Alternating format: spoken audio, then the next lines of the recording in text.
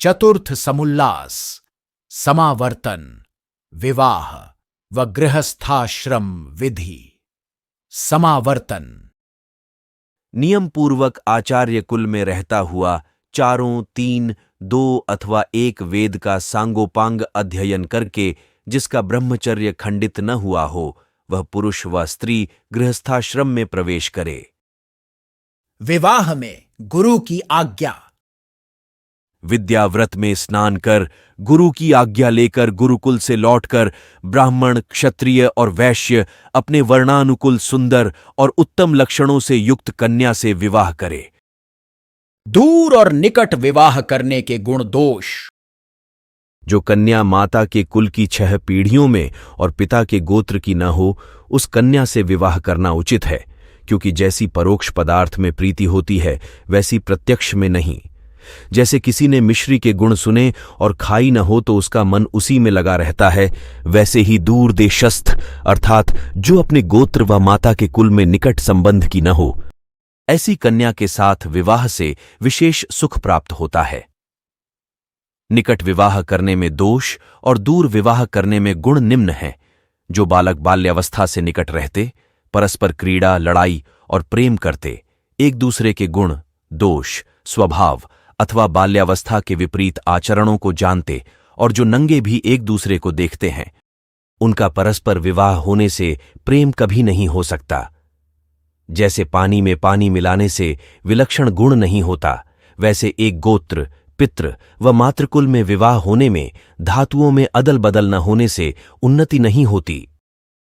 जैसे दूध में मिश्री अथवा शुंठयादि औषधियों का योग होने से उत्तमता होती है, वैसे ही भिन्न गोत्र, मातृपितृकुल से पृथक वर्तमान स्त्री पुरुषों का विवाह होना उत्तम है। जैसे यदि कोई एक देश में रोगी है तो वह दूसरे देश में वायु और खान पान के बदलने से रोगरहित हो जाता है, वैसे ही दूर देशस्थों के विवाह होने में उत्तमता है। निकट संबंध करने में एक दूसरे के निकट होने से सुख दुख का भान और विरोध होना भी संभव है। दूर देशस्थों में नहीं और दूरस्थों के विवाह में प्रेम की डोरी लंबी बढ़ जाती है, निकटस्थ विवाहों में नहीं। दूर दूर देश के वर्तमान और पदार्थों की प्राप्ति भी दूर संबंध होने से सहजता से हो सकती है, निकट विवाह में नहीं। इसलिए यास्क ने दुहिता की व्युत्पत्ति करते हुए कहा है, दुहिता दुर्हिता दुरे हिता भवतीति। कन्या का नाम दुहिता इसलिए है कि इसका विवाह दूर देश में होने से हितकारी होता है, निकट होने में नहीं। कन्या के पितृकुल में दारिद्र्य होने का भी संभव है, क्योंकि जब जब कन्या पितृकुल में आएगी तब तब इसको कुछ न कुछ देना ही होगा। निकट होने से एक दूसरे को अपने अपने पितृकुल के सहाय का घमंड, और जब कुछ भी दोनों में वैमनस्य होगा तब स्त्री झट ही पिता के कुल में चली जाएगी। इस प्रकार एक दूसरे में निंदा होगी और विरोध भी, क्योंकि प्रायः स्त्रियों का स्वभाव तीक्ष्ण और मृदु होता है।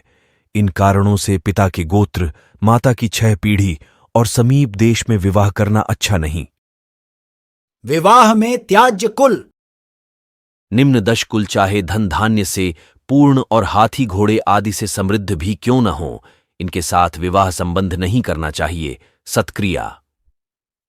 यज्ञादि उत्तम कर्मों से हीन, सत्पुरुषों से रहित, वेदाध्ययन से विमुख, शरीर पर बड़े बड़े लोम वाले, बवासीर वाले, तपेदिक, जिस कुल में अग्निमंदता से दमा, खांसी आदि और आमाशय रोग हो, मृगी हो, श्वेतकुष्ठ हो और गलित कुष्ठ हो, इन कुलों की कन्या और वर के साथ विवाह नहीं होना चाहिए, क्योंकि ये सब दुर्गुण और रोग विवाह करने वाले के कुल में भी प्रविष्ट हो जाते हैं।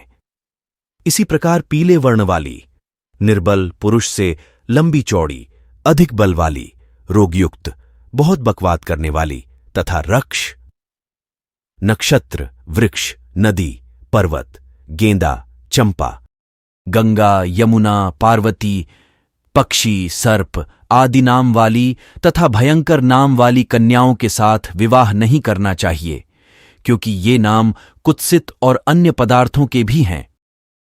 जिस स्त्री के अंग सरल एवं सीधे हों, जिसका नाम सुंदर हो, जिसकी चाल हंस और हथनी के तुल्य हो, जिसके लोम, केश और दांत सूक्ष्म हों और जिसके सब अंग कोमल हों, ऐसी स्त्री के साथ विवाह करना चाहिए। विवाह का समय 16वें वर्ष से लेकर 24वें वर्ष तक कन्या और 25वें वर्ष से लेकर 48 वर्ष तक पुरुष के विवाह का समय उत्तम है।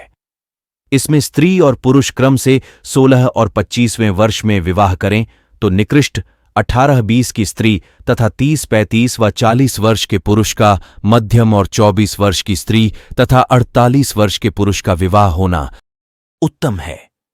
जिस देश में इस प्रकार के श्रेष्ठ विवाह, ब्रह्मचर्य पालन और विद्याभ्यास होता है, वह देश सुखी होता है। इसके विपरीत जिस देश में ब्रह्मचर्य और विद्या ग्रहण में अरुचि, बाल्यावस्था में और अयोग्यों का विवाह होता है, वह देश दुख में डूब जाता है। अष्टवर्षा भवेद गौरी नववर्षा च रोहिणी 10 वर्षा भवेद कन्या तत् ऊर्ध्वम रजस्वला। ये और इस प्रकार के श्लोक महर्षि पराशर के नाम पर घड़ लिए गए हैं। वस्तुतः 8, 9 और 10 वर्ष में विवाह का तो कुछ भी फल नहीं है, क्योंकि 16वें वर्ष के पश्चात ही स्त्री का गर्भाशय पूरा और शरीर भी होने से संतान उत्तम होते हैं। पुरुष भी 25वें वर्ष में पहुंचकर ही गर्भाधान के योग्य होता है। मुनिवर धन्वंतरि जी सुश्रुत में लिखते हैं, ऊन षोडश वर्षायाम प्राप्तः पंचविंशतिम यद्याधत्ते पुमान गर्भम कुक्षिस्था स विपद्यते जातो वानचिरम जीवेज्जीवेद्वा दुर्बलेन्द्रियः तस्मादत्यंत बालायाम गर्भाधानम न कार्येत। 16 वर्ष से न्यून अवस्था वाली स्त्री में 25 वर्ष से न्यून व्यवहाला पुरुष यदि गर्भ स्थापित करे तो वह कुक्षिस्थ गर्भ विपत्ति को प्राप्त होता है, अर्थात पूर्ण काल तक गर्भाशय में रहकर उत्पन्न नहीं होता। यदि उत्पन्न हो जाए तो चिरकाल तक नहीं जीता, यदि जी भी जाए तो दुर्बल रहता है। अतः बाल्यावस्था वाली स्त्री में गर्भ स्थापित न करे।